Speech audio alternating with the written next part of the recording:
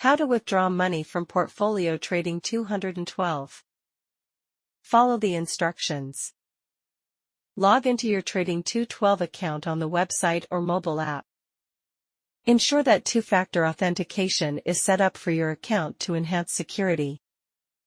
Navigate to the menu section of your Trading 212 account. Look for and select the option for managing funds. Click on the option to withdraw funds. Enter your account password to confirm your identity. Choose the account from which you want to withdraw funds. Specify the amount of money you want to withdraw from your account. Select the payment method you want to use for the withdrawal. Double-check all the details of your withdrawal request to make sure they are correct. Confirm the withdrawal request by clicking the appropriate button. Wait for the withdrawal to be processed, which may take up to 3 business days. Thank you for watching.